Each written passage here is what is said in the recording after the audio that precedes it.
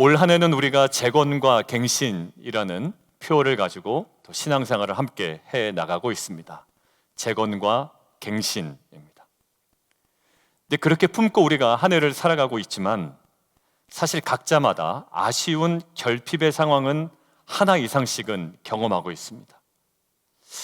이 결핍의 상황만 나에게 해결이 되면 내 인생, 우리 가정, 또 공동체, 내 사업, 이 재건에 문제가 없을 것 같은데 마치 걸림돌처럼 여겨지는 결정적인 결핍이 우리에게 하나씩은 있단 말이에요. 누구에게는 그 결핍이 건강의 결핍이 될 수가 있습니다. 내가 건강만 좋으면 다 할 수 있는데, 건강의 결핍. 누군가에게는 재정의 결핍이 될 수가 있습니다. 내가 돈만 있으면. 누군가에는 관계의 결핍이 될 수가 있습니다. 내가 사람만 잘 만났더라면. 누군가에게는 어떤 이 모든 것들이 복합적으로 이루어진 다양한 결핍의 상황들이 그들에게 주어질 수가 있어요. 오늘의 본문에 등장하는 이 에스라는요, 공동체 재건을 위한 사명을 가진 인물입니다. 그리고 재건을 위해서 이 에스라는요, 아닥사스다 왕으로부터 굉장히 많은 혜택을 받았어요. 그에게는 사실 결핍이라고는 없는, 부족함이 없는 사람처럼 저희가 보기 쉽습니다. 그런데 그 수많은 혜택을 아닥사스 왕으로부터 혜택을 받았음에도 불구하고 이 에스라에게 모든 것이 채워지지는 않았더라는 거예요. 어찌 보면 가장 결정적인 결핍 앞에 이 에스라가 서게 됩니다. 여러분들, 에스라는 아닥사스다 왕으로부터 많은 은과 금과 물품과 식량을 혜택을 받았죠. 이제 그 많은 것들을 가지고 이제 백성들과 함께 예루살렘으로 이동을 해야 됩니다. 근데 900마일을 이동해야 된다고요. 어떠한 보호도 받지 못하는 상황에 직면하게 된 겁니다. 근데 이 에스라가 직면해야 된 이 결핍, 어떠한 보호도 받지 못하는 이 결핍은 제대로 채워지지 아니하고 해결되지 않으면 지금까지 준비된 그 모든 것들이 한순간에 수포로 돌아갈 수 있는 가장 결정적인 결핍이었다라는 거예요. 마치 우리에게, 나에게 건강만 회복된다면 난 모든 것이 다 할 수 있는데 그 사람에게는 건강이 결정적인 결핍이 되겠죠. 누군가에는 재정적인 것, 심지어 누군가에게는 내가 부모만 잘 만났어도 라고 하고 생각하는 그런 어떤 생각하는 결핍의 상황들이 있단 말이에요. 자, 그래서 우리가 2022년 재건과 갱신의 시즌을 지나가는 우리들이 각자의 상황 가운데 결핍을 경험합니다. 다양한 결핍을 경험하죠. 그럴 때 우리가 하나님의 은혜를 누려야 된다고요. 결핍을 채우시는 하나님의 은혜. 그런데 그 은혜를 누리기 위해 우리가 주목해야 되는 자리가 어디인지 오늘 본문을 통해서 우리 두 가지로 함께 나눠보기를 원합니다. 자, 첫 번째 함께 볼까요? 자, 같이 한번 읽습니다. 시작. 여러분들, 이제 에스라는 수많은 물품을 챙겨서 2,000명 정도의 백성들과 함께 장장 이제 900마일의 여정을 떠나가야 됩니다. 그런데 8장 31절을 눈으로 잠깐 확인하시면 900마일의 길을 이동하다 보면 이런 사람들이 있다라는 거예요. 대적들이 있고 길에 매복한 자들이 있다라는 거죠.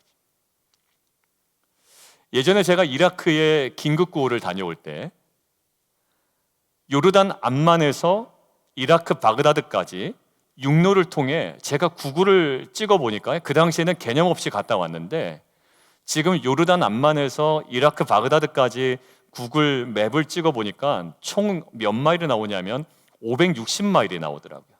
그러니까 560마일을 육로로 이동한 적이 있습니다. 이유는 그 당시 그 바그다드 공항이 다 폐쇄가 됐거든요. 그러니까 비행기로는 이라크에 접근이 불가능한 거예요. 무엇으로? 육로로. 그래서 모든 긴급구호 팀들이 다 육로를 통해서 진입을 했습니다. 여러분들, 저희 팀은 결국 아무 문제가 없었지만 사실 최종 도착할 때까지 거의 한숨도 못 잤습니다. 왜냐하면 저는 인솔자였기 때문에 그 GMC 맨 앞에 타서 누군가 나타나지 않을까 계속 이렇게 신경이 쓰이는 거예요. 그러니까 한숨도 못 자고 결국 아무 문제 없이 도착을 했습니다. 왜 제가 이렇게 신경을 썼냐면 그 며칠 전에 미국 기아대책기구 스태프들이 긴급구 팀들이 들어왔는데 똑같은 루트로 진행을 하다가 그들이 갖고 온 모든 장비들을 다 도난당했습니다. 그러니까 한마디로 강도 맞은 거죠. 왜냐하면 그때가 강도들에게는 대목이었습니다. 왜? 수많은 긴급구 팀들이 다 육로를 통해서 진행하거든요. 그러니까 길목 탁 잡고 총 세우고 다 뺏어가는 거예요. 뭐 현금, 장비 뭐 다 가져갑니다. 밑에 있는 것까지 싹 뒤져서 그냥 탈취당했다는 소리를 이곳저곳에 듣게 됐거든요. 여러분들 보십시오. 지금 에스라가 이끄는 팀들은 몇 명인가요? 2,000명밖에 되지 않아요. 그리고 값비싼 물품을 지금 보유하고 있습니다. 보호가 필요한 거죠. 결국 2차 귀환을 앞두고 있는 이 팀들에게 에스라와 백성들에게는 뭐가 필요할까요?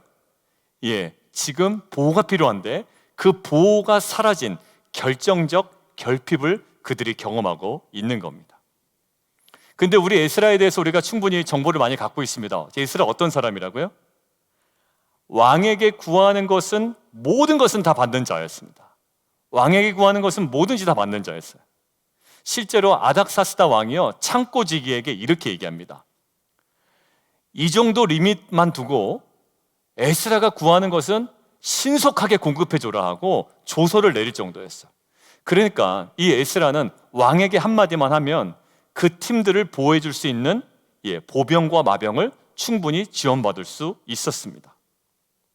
그러니까 왕에게 군사력을 요청함을 통해 자신의 그리고 민족의 결핍을 충분히 채울 수 있었습니다. 그런데 실제로 나중에 느헤미야 3장에 가보면 느헤미야도 3차 포로들을 끌고 돌아올 때 왕에게 요구해서 군대 장관과 마병의 보호를 받으면서 돌아오거든요. 그러니까 사실 마병의 보호를 받고 군대 장관의 보호를 받고 돌아오는 것은 믿음이 없는 행위가 아닙니다. 괜찮은 거였어요. 느헤미야 때는 그것이 그들에게는 은혜였습니다. 그런데 지금 에스라는 유독 왕에게 구하기를 부끄러워했다라고 기록이 되어 있습니다. 그 이유가 과연 뭘까요? 지금 에스라는 굉장히 무모한 결정을 하고 있는 거예요. 자칫 잘못하다가 한순간에 모든 일들이 수포로 돌아갈 수 있는 건데 왕에게 구하면 도움을 받을 수 있는 것들을 지금 거절하고 있는 거거든요. 왜 그랬을까요? 자, 22절에 기록되어 있습니다. 우리 성경을 통해서 함께 보실까요? 이는 우리가 전에 왕에게 아뢰기를 우리 하나님의 손은 자기를 찾는 모든 자들에게 선을 베푸신다라고 하였기 때문이라는 거예요. 우리가 뭐라고요? 왕에게 늘 이러한 신앙 고백을 했기 때문이라는 거예요.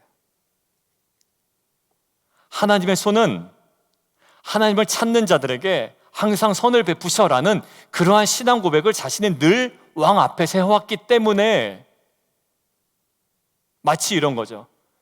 하나님을 찾는 자들은 하나님께서 공급하셔, 하나님께서 모든 것들을 다 이루실 거야 라고 고백했던 자가 누가 뭐 좋은 일을 해준다, 아니면 누가 영향력이 있다 라고 어떤 한 사람이 나타나면 그 사람 뒷공무니를 쫓아다니는 모습이 내가 신앙 고백을 했던 것과 전혀 다른 모습이잖아요. 하나님께 사용하신다라는 신앙 고백을 했던 자가 누구 영향력 있는 사람들이 딱 나타난다면 그 사람 앞에서 목을 조아리고 그 사람을 쫓아다닌다면 내가 그동안에 신앙 고백을 했던 것과는 전혀 다른 모습이 나타나기 때문에 내가 오히려 왕에게 구하는 것을 오히려 뭐했다? 부끄러워했다라는 거예요. 즉 뭘까요? 에스라와 백성들은 늘 왕에게 어떤 신앙 고백, 이런 신앙 고백을 해왔던 자였던 거예요. 그래서 에스라는요 왕에게 구하여 아주 손쉽게 결핍을 채울 수 있었습니다. 그런데 그는 그 신앙의 고백의 자리에 자기를 세우는 거예요. 하나님의 손은 하나님을 돕는 자들에게, 하나님을 찾는 자들에게 선을 베푸신다라는 그 고백 앞에 자기를 세웁니다. 그러니까 쉽게 구할 수 있었지만, 쉽게 결핍을 해결할 수 있었지만 평소에 자신의 신앙 고백의 자리에 세워서서 자신의 그것들 기준으로 부끄럽게 생각을 하는 거예요. 어찌 보면 이 에스라가 굉장히 답답하고요, 굉장히 무모한 결정을 하는 겁니다. 그런데 에스라는 딱 이거 하나예요.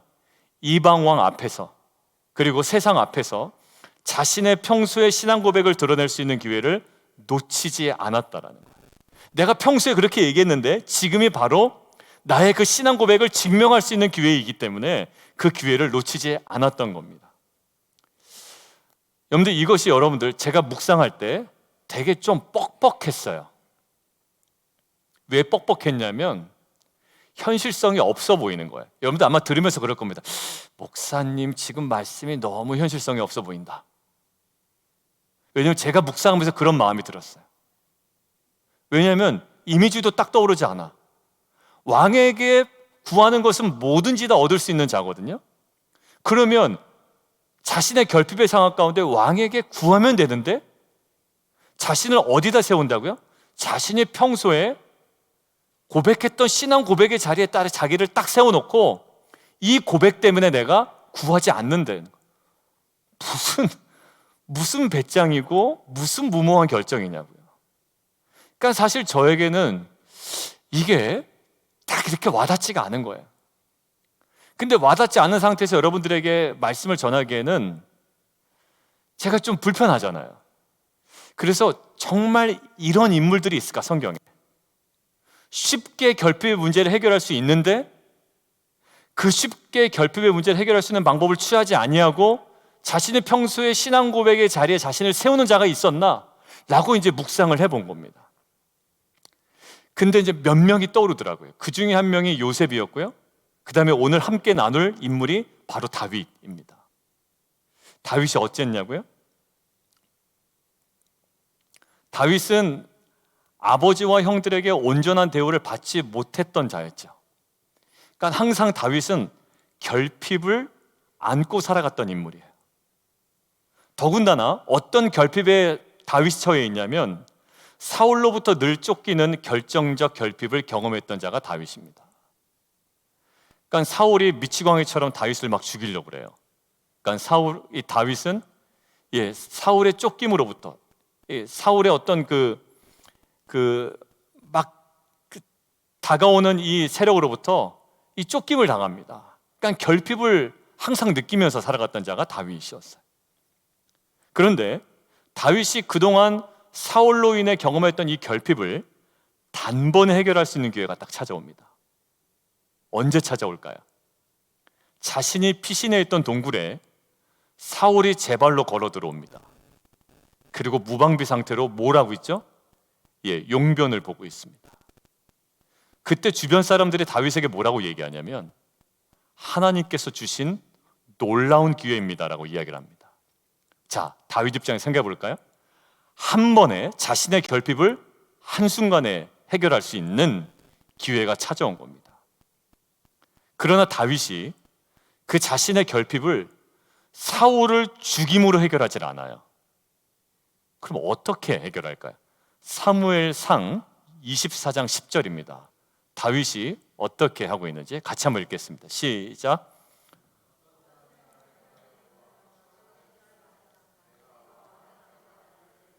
나는 내 손을 들어 내 주를 해하지 아니하리니 그의 여호와의 길. 여러분들, 다윗은요 사울을 단번에 효과적으로 처단해서 그의 그동안의 결핍을 정말 한순간에 해결할 수 있을 그 기회를 얻은 거거든요. 그러나 다윗은 그것을 자신의 결핍을 해결할 기회로 보지 않습니다. 오히려 다윗은 그 결핍의 순간에 늘 자신이 품고 있었던 여호와의 기름을 부음받은 자는 오직 하나님 손에 맡겨드린다라는 신앙의 고백의 자리로 나아가요. 참 놀랍지 않아요? 저 이거 보고 무릎을 쳤어요. 다윗도 굉장히 어떻게 무모한 결정을 하는 겁니다. 지금 기회를 놓치면 역공당하거든요. 이때를 놓치면 사울의 또 다른 공격에 자신이 휘말릴 수가 있는데 이 기회를 버리고 어디에 자기를 세우냐면 하나님의 기름 부음을 받은 자는 하나님께만 맡긴다라는 평소에 자신의 신앙 고백에 자기를 딱 세운다고요. 그러니까 어떻게? 사울을 죽이질 않아요. 그리고 이어지는 사무엘상 26장에 보면 사울이 굉장히 좀 어리숙합니다. 또 무방비 상태로 나타납니다. 어디서? 광야에서. 광야에서 또 무방비 상태로 사울이 나타나는 거예요. 그때 장면이 묘사되거든요. 그때 다윗이 처음은 내가 만류했지만, 거부했지만 두 번째 기회는 내가 놓칠 수 없다라고 사울을 죽이지 않습니다. 두 번째 사울이 무방비 상태로 나타났는데 동일하게 다윗은 자신의 그 평소에 갖고 있었던 신앙 고백의 자리에 자신을 또 세워요. 자, 사무엘상 26장 8절에서 9절입니다. 같이 한번 읽습니다. 시작. 하나님이 오늘 당신의 원수를 당신의 손에 넘기셨나이다. 그러므로 청하오니 내가 창으로 그를 찔러서 단번에 땅에 꽂게 하소서. 내가 그를 두 번 찌를 것이 없으리이다 하니 다윗이 아비새에게 이르되 죽이지 말라. 누구든지 손들어 여호와의 기름 부음 받은 자를 치면 죄가 없겠느냐. 여러분들 동일하게 지금 당신의 손에 넘겼습니다. 이 기회 놓치면 안 됩니다. 다윗이 평소에 갖고 있었던 결핍을 단번에 해결할 수 있는 기회잖아요. 그런데 어떻게 해요? 그 순간마저도 어떻게 해요? 자신이 평소에 갖고 있었던 신앙 고백의 자리에 자신을 세웁니다. 여러분들 나중에 사무엘하 1장을 보면 자신이 다윗의 정적이었던 사울이 다윗에게는 정적이잖아요.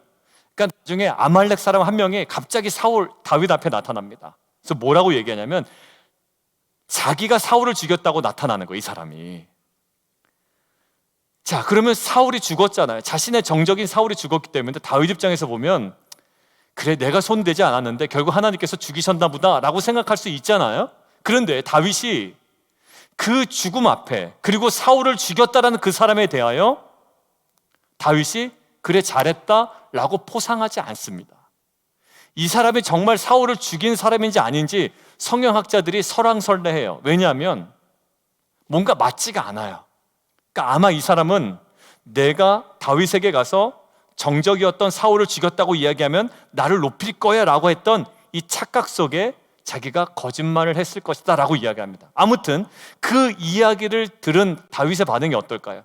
이렇습니다. 같이 한번 읽을까요? 시작.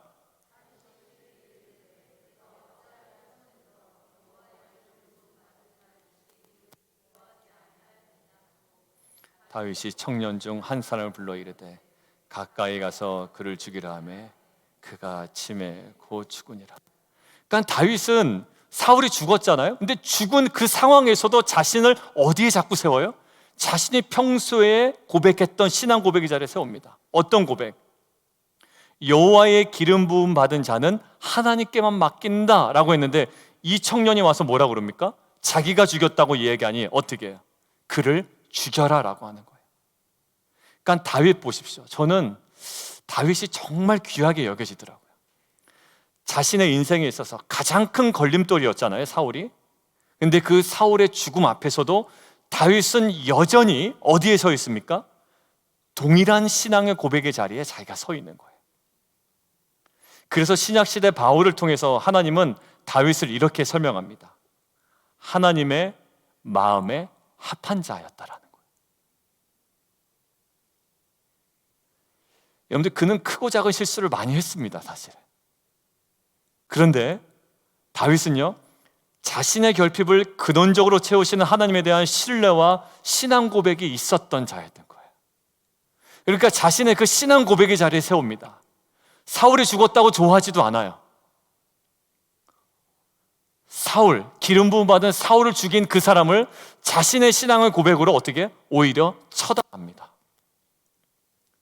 그래서 다윗이 지었다고 알려진 시편 23편이 그래서 은혜가 되는 거예요. 시편 23편 내용이 뭔가요? 여호와는 나의 목자시니 내게 부족함이 없으리로다라는 거예요. 여러분들, 다윗에게 정말 결핍이 없었을까요? 수많은 결핍 속에 살았던 다윗이거든요. 근데 그의 고백이 뭐라? 여호와는 나의 목자시니 내게 부족함이 없다라는 고백이 그에게서 나옵니다. 결국 그의 결핍을 채울 수 있는 유일한 분에 대한 뭘까요? 신앙 고백이었던 거예요. 사랑하는 성도 여러분, 우리의 열정적인 결핍을 채우기 위해 부지런한 준비와 구체적인 준비가 필요합니다. 2주 전의 설교처럼. 그러나 우리의 결핍을 유일하게 궁극적으로 채우시고 해결할 수 있는 주님에 대한 신앙의 고백의 자로 나아가는 저와 여러분 되기를 주님의 이름으로 축원합니다. 여러분들, 저는 어느 부분에 은혜가 됐냐면, 여러분들, 여러분들도 그럴 때가 있고 저도 그럴 때가 있어요. 나의 이 결핍을 쉽게 해결할 수가 있거든요. 근데 하나님께서 제가 평소에 했던 신앙 고백을 다 알고 계시잖아요. 내가 이렇게 하면 쉽게 이 결핍을 해결할 수 있는데, 내가 평소에 늘 하나님께 올려드렸던 고백이 있어요. 그래서 그거 포기하는 거예요. 다윗이 그랬던 거예요. 내가 쉽게 사울을 처단할 수가 있거든요. 그리고 내가 그토록 해결해야 되는 그 결핍의 문제를 단번에 해결할 수 있거든요. 근데 다윗은 하나님과의 관계 속에 자기가 올려드렸던 신앙의 고백의 자리에 자리를 세워요. 그것들을 포기해요. 그런데 하나님께서 결국 그 다윗을 하나님의 마음에 합한 자다라고 이야기를 합니다. 여러분, 하나님께서는 우리의 고백을 받으십니다. 그리고 고백대로 살아가려고 애쓰고 치열함의 자리로 나아가는 우리들을 분명히 축복하실 줄 믿습니다. 여러분들, 우리가 했던 고백이 있잖아요. 우린 하나님의 은혜로 살아 라고 하는데, 누군가 돈 많은 사람이 나타나고 영향력 있는 사람이 나타나면 그 사람 눈치 보면서 그 사람이 무슨 혜택이나 받을까 하고 나아가는 우리들의 모습, 그게 에스라에게는 뭘로 보였다고요? 부끄럽게 보였다라는 거예요. 그래서 오히려 내가 더 쉽게 성공할 수 있고 내가 쉽게 문제를 해결할 수 있지만, 그 상황 가운데 결핍이 나를 조종하는 것이 아니라 어디에? 결핍의 상황 가운데 나를 온전한 나의 신앙 고백의 자로 세우는 겁니다. 그래서 과감하게 부끄럽게 여기고 포기하는 거예요. 이제는 저와 여러분이 이렇게 됐으면 좋겠어요. 문제 앞에서, 그리고 결핍 앞에서 속절없이 무너지는 무기력한 성도가 아니라, 우리가 늘 고백했던 그 고백, 그리고 그 고백대로 살아가기로 작정하고 하나님을 온전히 신뢰하고 의지하며 간구할 때, 오늘 본문에 기록된 하나님의 온전하고 풍성한 그 능락하심을 누리는 저와 여러분 되기를 주님의 이름으로 축원드립니다. 여러분들, 첫 번째 뭐였죠? 결핍을 경험할 때 우리가 주목해야 되는 자리, 신앙 고백의 자리입니다. 두 번째는요, 같이 한번 읽습니다. 시작. 거룩의 자리입니다. 오늘 에스라는요, 보병과 마병의 결핍 앞에 서 있습니다. 없어요. 그러한 에스라가 취한 행동이 21절에 기록되어 있거든요. 자, 한번 눈으로 보실까요? 결핍 앞에 선 에스라가 금식을 선포하고 하나님께 간구합니다. 이거 굉장히 일반적인 모습처럼 보여요. 결핍을 채우기 위해, 나의 건강의 결핍, 재정의 결핍, 관계의 결핍을 채우기 위해, 문제 해결을 위해 성도들이 할 수 있는 보편적이고 일반적인 행동처럼 보입니다. 금식하며 기도하는 것, 우리에게도 늘 익숙한 패턴이에요. 그리고 우리는 성도님들의 건강 회복을 위해서 우리는 때로는 금식하고 우리는 또 9시마다 기도를 하고 있잖아요. 익숙해요. 그런데 말이죠, 오늘 21절에 유독 좀 독특한 표현이 하나 눈에 띄었어요. 그게 뭐냐면, 밑줄 그어 놓으실까요? 우리 하나님 앞에서 스스로 겸비하여입니다. 그냥 하나님 앞에서 겸손하게 기도했다라는 것으로 치부할 수 있지만, 히브리어 원어를 찾아보니까 스스로 겸비했다라는 표현은 문자적으로 아나라는 히브리어인데요, 아나라는 히브리어가 이거 어디 쓰였냐면, 이스라엘 백성이 1년에 한 번씩 대속죄일을 치러야 되죠. 이스라엘 민족의 모든 죄악들을 가지고 대제사장이 1년에 한 번 그 지성소로 들어갑니다. 자, 그때 백성들은 밖에서 룰루랄라 있는 것이 아니다라고 말씀드렸어요.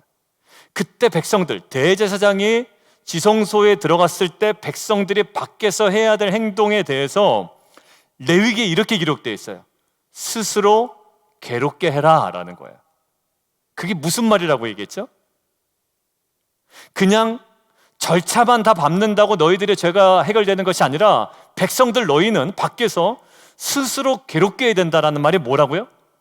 예, 회개해라 라는 말이었어요. 거기 쓰인 단어가 뭐라고요? 아나입니다. 근데 오늘 단어가 뭐였다고요? 아나라는 단어예요. 오늘 스스로 겸비하라 라는 것이 마치 속죄일에 이스라엘 백성들이 자신의 죄를 철저하게 드러내놓고 회개하는, 스스로 괴롭게 하다라는 것이 동일한 표현으로 되어 있다란 말이에요. 자, 정리해 볼까요? 에스라는 자신과 민족이 경험하고 있는 결핍 앞에서 백성들과 함께 단순히 금식하고 기도하는 그런 모습으로 나아가는 것이 아니라 각자의 죄를 드러내고 회개하는 거룩의 자리를 주목하며 나아갔다라는 거예요.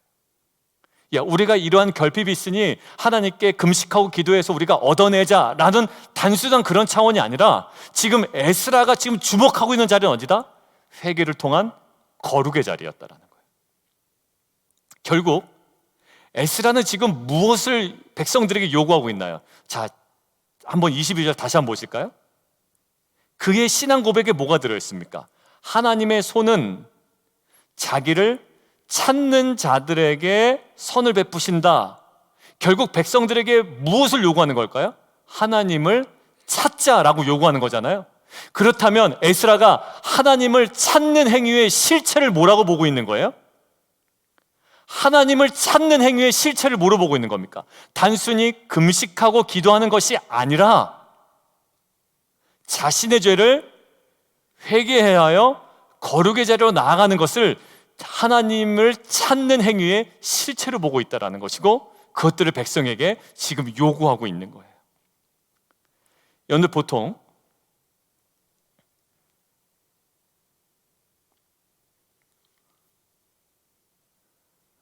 우리가 하나님을 찾는다라고 이야기할 때 거룩에 대한 그림보다는 열심 있는 기도의 모습, 그리고 기도한 자리를 생각하기가 쉽습니다. 하나님을 찾는다라고 할 때 여러분들 어떤 이미지죠? 저도 역시 그렇습니다. 막 금식하고 열심으로 기도하고 이런 모습을 하나님을 찾는 모습으로 생각하기 쉬워요. 근데 죄를 회개하고 거룩의 자리를 나아가는 것이 정말 하나님을 찾는 모습이라고 설교해도 되나? 라는 마음이 또 제 안에 드는 거예요. 왜? 우리는 하나님을 찾아야 되니까. 뭐를 위해서? 우리는 무엇을 경험합니까? 결핍을 경험하는데 이 결핍을 해결하기 위해 우리는 하나님을 찾아야 된다라고 얘기하잖아요. 근데 하나님을 찾는 행위가 뭐냐라고 할 때 오늘 에스라는 무엇을 얘기하고 있다고요? 단순한 기도가 아니라 회개하고 거룩의 자리로 나아가는 거. 와닿지가 않죠, 여러분. 저도 와닿지가 않았어. 뭐 회개하면 다 좋은 건데 굳이 결핍을 채우기 위하여 그 회개자로 나아가는 것, 그것이 하나님을 찾는 거라고 일반화시킬 수가 있나? 왜냐하면 저는 설교하면 여러분들의 피드백을 생각하면서 설교를 하거든요. 정말 그게 맞나? 라고 하는데 하심탐사했잖아, 우리가. 근데 하심탐사할 때 아사왕에 대한 기억이 나는 거예요. 아사왕이 누굽니까? 남유다 분열 왕국의 세 번째 왕이에요. 근데 세 번째 왕이 왜 중요하냐면 르호보암, 그 다음에 누구요? 아비야, 그 다음에 누구? 아사왕. 여러분들 다 까먹으신 것 같아요. 르호보암, 아비야, 아사왕. 네 번째 누구요? 여호사밧. 그 다음에 여호람. 안 가겠습니다. 그 다음에 아시야. 이렇게 갔잖아요. 자, 르호보암 다음에 아비야 다음에 아사왕이었는데 초기의 상황이 어땠습니까? 남북 간의 분열왕국이 전쟁이 났단 말이에요. 충돌이 벌어집니다. 르호보암과 아비야와 아사왕에게 공통적으로 그들이 경험한 결핍이 있습니다. 무엇에 대한 결핍? 평안이 없는 결핍이에요. 아사왕도 마찬가지예요. 항상 북과 대치 상황이기 때문에 평안이 없어요. 그런데 여러분들, 제가 역대하 14장을 다시 읽어보니까 놀랄만한 사실이 하나 있더군요. 그게 뭐냐면 아사왕 그의 시대 때 땅이 10년 동안 평안했다라고 기록이 되어 있어요. 여러분들, 평안의 결핍의 시대였는데 아사왕 때 평안이 임했다는 거. 얼마 동안? 10년 동안 결핍이 해소가 된 거죠. 자, 근데 그러면 아사왕이 그 결핍이 해소된 원인을 어디서 찾고 있나라는 것들을 한번 쭉 읽어봤거든요. 근데 이렇게 되어 있습니다. 역대하 14장 7절이에요. 같이 한번 읽습니다. 시작. 아사가 일찍이 유다 사람에게 이르되 우리가 우리 하나님 여호와를 찾았으므로 이 땅이 아직 우리 앞에 있나니 우리가 이 성읍들을 건축하고 그 주위에 성곽과 망대와 문과 빗장을 만들자. 우리가 주를 찾았으므로 주께서 우리 사방에 평안을 주셨느니라 하고 이에 그들이 성읍을 형통하게 건축하였더라. 자, 여러분들 보십시오. 밑줄 그어놓은 부분들 보세요. 자, 주께서 우리 사방에 평안을 주셨다. 우리 안에 평안의 결핍이 있었는데 이 결핍이 해소가 됐다라는 거 아니야? 근데 왜? 무슨 이유로 이 결핍이 해소가 됐다고요? 우리가 하나님 여호와를 찾았으므로. 그 다음 장이요. 우리가 주를 찾았으므로. 오케이. 에스라랑 똑같죠? 주를 찾는 자들에게 하나님의 손은 선한 것들을 베푸신다. 우리가 하나님을 찾았기 때문에 그 평안이 우리에게 임했다. 아사왕의 진단이에요. 결국 그들의 결핍이 해소되고 사방의 평안을 누리게 된 이유에 대해서 아사왕은 그들의 탁월한 군사력 때문이다, 우리가 경제력이 있기 때문이다, 이렇게 보지 아니하고요, 단 한 가지 이유만 제시하고 있습니다. 자신들이 주를 찾았기 때문에 라고 이야기한다고요. 자, 그러면 아사 왕과 백성들이 그들의 결핍을 해소하기 위하여 여호와를 전심으로 찾은 행위의 실체는 무엇이었을까? 이게 궁금해지기 시작한 거예요. 그러면 그들이 여호와를 찾았는데 그 여호와를 찾은 행위의 실체가 무엇이었나? 금식하고 열정적으로 기도하는 것이 전부였나? 라고 봤더니 깜짝 놀랄 만한 장면이 14장 3절에서 5절까지 있습니다. 같이 한번 읽습니다. 시작. 산당을 없애고 주상을 깨뜨리며 아세라상을 찢고 유다 사람에게 명하여 그 조상들의 하나님 여호와를 찾게 하며 그의 율법과 명령을 행하게 하고 또 유다 모든 성읍에서 산당과 태양상을 없애매 나라가 그 앞에서 평안함을 누리니라. 여러분들 뭐죠? 여호와를 찾아서 평안함이 임했잖아요. 근데 찾는 행위의 실체를 뭐라고 보는 거예요? 단순히 금식하고 단순히 막 방언하면서 기도하는 것이 아닌 이방 제단과 산당을 없애고 주상을 깨뜨리고 아세라상을 찍는 진정한 회개를 여호와 하나님을 찾는 행위의 실체로 보고 있다란 말이에요. 결국 하나님을 찾는 행위의 실체는 뭘까요? 우리가 금식하고 골방에 들어서 막 부르짖는 것? 예, 맞습니다. 근데 우리가 정말로 하나님을 찾는 자라면 오늘 에스라 본문과 오늘 역대하 본문을 통해서 그 실체는 뭐가 되어야 된다? 거룩의 자리를 주목하며 회개함을 통해 그곳으로 나아가는 것이 진정으로 여호와를 찾는 행위의 실체적 삶이라는 거예요. 그때에 어떻게 됐을까? 남유다 백성의 고질적인 평안의 결핍이 얼마 동안? 10년 동안 해결되기 시작했습니다. 아까 보세요. 산당과 태양상을 없애매 그 나라가 평안함을 누렸다라고 되어 있어요. 오늘 본문 다시 돌아가요. 에스라의 신앙 고백은 뭐였다고요? 하나님께서 다 알아서 하셔. 그 무대뽀 아니었습니다. 에스라의 신앙 고백을 잘 끊어서 설명해 보면 하나님의 손은 하나님을 찾는 자들에게 선을 베푸신다 해서 뭐가 방점이었죠? 하나님을 찾는 자들에게. 그래서 결핍의 문제를 해결하기 위하여 백성들로 하여금 하나님을 찾게 하죠. 그리고 에스라가 제시한 하나님을 찾는 행위의 실체는 뭐였나요? 거룩을 주목하며 하나님 앞에서 스스로 겸비하는, 즉 하나님 앞에서 스스로 괴롭게 하는 진정한 회개를 하나님을 찾는 행위의 실체로 본 거라는 거예요. 여러분들, 우리가 큐티 세미나 했습니다. 묵상이 잘 안 될 때 어디로 반드시 돌아가야 된다고 그랬죠? 첫 단추, 스탑, 그 자리. 그 다음에 비움의 자리. 왜? 덕지덕지 내가 쇳덩어리들 살고 있는데 큐티 책을 편다고 큐티가 안 된단 말입니다. 내 욕심이 가득 차 있는데 나밖에 모르는 내가 큐티 책을 편다고 하나님께서 막 쑥쑥 말씀하신 게 아니란 말이에요. 그래서 우리는 제일 먼저 무엇을 점검하자? 하나님과의 관계를 점검하는 그 스탑의 자리, 그리고 비움의 자리를 철저하게 잘 해결해 나가자라고 했습니다. 거기에 핵심이 뭡니까? 하나님과의 관계를 방해하고 있는 죄에 대한 회개였어요. 여러분들, 오늘 보십시오. 하나님을 찾는다라고 할 때 우리는 금식을 선포하고 뜨겁게 기도하면 다 되는 줄 알았는데, 오늘 에스라도 마찬가지고 아사왕도 마찬가지고 하나님을 찾는 행위의 실체를 모르고 있다고요? 거룩의 자리를 온전히 주목하며 내 안에 있는 죄악들을 드러내놓고 회개하는 삶을 하나님을 찾는 행위의 실체로 보고 있다는 거예요. 결국 어떻게 됐습니까? 그들이 무슨 어디 군사를 데려다 쓴 것도 아니에요? 그들은 철저하게 자신을 스스로 겸비하고 스스로 괴롭게 하고 회개하며 하나님께 나아갔죠. 결국 어땠나요? 보병과 마병의 지원이 없었음에도 900마일의 긴 여정을 31절 하나님의 손이 그들을 도우사 안정과 평안함 속에 마치게 됩니다. 여러분들, 그들에게 가시적인 결핍이 해결이 되었습니까? 안 되었어요. 보병과 마병이 그들에게 공급되었나요? 안 되었습니다.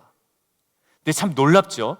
결핍이 가시적으로 해결되지 않았는데 결핍이 그들에게 문제가 되지 않았어요. 정리합니다. 그들에게 결핍이 가시적으로 해결되지 않았음에도 불구하고 남아있는 결핍이 그들에게 문제가 되지 않았다는 거예요. 여러분들, 우리는 결핍이 없는 완벽한 삶을 살아가기를 원하지만 우리가 하나님 앞에 온전히 서 있을 때 결핍은 여전하지만 그 결핍이 나에게는 전혀 문제되지 않은 그 영광스러운 삶을 우리는 살아갈 줄 믿습니다. 일부 예배 때 제가 제 경제적 상황을 두고 얘기했어요. 여러분들, 목사는 사실 돈 벌기 어려운 직업이죠. 그죠? 목사가 돈 벌었다는 건 조금 이상하잖아요. 그죠? 근데 상대적으로 여러분들보다는 제가 결핍에 처할 수 있습니다. 물론 저보다도 더 어려운 분들이 분명 계실 수 있어요. 보편적인 얘기를 하는 겁니다. 근데 가만히 생각해 보니까 그 결핍이 저에게 문제만 되지 않으면 되는 거예요. 그래서 제가 앞에 있는 집사님에게, 집사님, 그죠? 저보다 많아도 돈 나갈 때가 갑자기 막 생겨버리면 그게 오히려 많지만 풍성함이 오히려 나에게 유익이 안 될 때가 있거든요. 왜? 문제가 발생하면. 오늘 보십시오. 보병과 마병으로 하나님께서 해결하신 것이 아니라 보병과 마병이 없는 결핍이 여전히 그들에게 있을지라도 그 결핍이 그에게 문제가 되지 아니하도록 하나님께서 온전히 그들을 붙드셨다라는 거예요. 하나님을 찾는 자들에게 실체가 뭐라고요? 골방에 들어가서 금식 선포하고 기도하는 것이 전부가 아니라 스스로 괴롭게 하는 거룩의 자리를 주목하며 회개하는 것이 하나님을 찾는 행위의 실체적 삶이라는 거예요. 아사왕도 그것들 얘기했어요. 우상 제하여버리고 이방 제단 끊어버리고 아세라 목상 쳐버리고, 그것이 하나님을 찾는 행위의 실체였다는 거예요. 결론입니다. 우리의 각자의 삶 속에 너무나 아쉬운 결핍의 상황을, 너무나 아쉽고 결정적인 결핍의 상황을 직면할 때가 있어요. 누구에게는 건강의 문제, 누구에게는 경제적 문제, 누구에게는 관계적 문제일 수가 있어요. 그러나 우리가 오늘 본문을 통해 그 결핍을 채우는 방법은 사실 다양하거든요. 2주 전에 함께 나눈 대로 비전에 대한 확신을 가지고 구체적인 준비도 우리가 때로는 해나가야 됩니다. 영향력 있는 조직이나 어떤 인물이나 그들의 조언과 현실적인 도움도 사실 받을 수 있어요. 그러나 오늘 본문을 통해서 하나님께서 우리에게 말씀하시는 건 뭐냐면, 에스라가 주목했던 신앙 고백의 자리, 그리고 다윗이 떠나지 않았던 그 신앙 고백의 자리를 우리로 하여금 다시 보게 하시는 거예요. 너 쉽게 취할 수 있지, 쉽게 그 결핍의 문제를 해결할 수 있지만 네가 평소에 고백했던 그 신앙의 고백의 자리를 너를 스스로 세움을 통해 네가 그것을 취하지 않았지. 끝까지 네가 손대지 않았지. 그리고 그것 의지하지 않았지. 그래서 하나님께서 우리의 고백을 기쁘게 받으시고 또 우리의 삶을 통해 하나님께서 정말 영화롭게 하실 줄 믿습니다. 그 늘 고백했던 그 고백대로 살아가기를 작정하고 하나님을 온전히 신뢰하고 의지하며 간구할 때 그 하나님의 능락하심을 누리는 저와 여러분 되기를 주님의 이름으로 축원드립니다. 그리고 하나님을 찾는 행위의 실체가 뭐라고요? 단순한 기도만이 아닌 회개를 통한 거룩의 자리로 나가는 것임을 우리로 하여금 보게 하셨습니다. 우리 안에 있는 이방 제단과 산당과 이 주상을 깨뜨리고 아세라상을 찍어버리는, 스스로 괴롭게 하는 이 회개를 통해 하나님을 진정으로 찾아가는 이 거룩의 자리가 회복되는 저와 여러분 되기를 주님의 이름으로 축원합니다. 그래서 저와 여러분에게 여전히 보병과 마병의 부족함은 여전히 존재할 수 있어요. 여전히 신체적인 건강의 결핍, 경제적인 결핍, 관계의 결핍 여전히 존재할 수 있지만 우리 안에 이 고백 놓치면 안 될 것 같아요. 여호와는 나의 목자시니 내가 부족함이 없으리로다. 하나님의 손에 현실적 도우심과 궁극적 은혜를 평생토록 누리는 저와 여러분 되기를 주님의 이름으로 축원드립니다.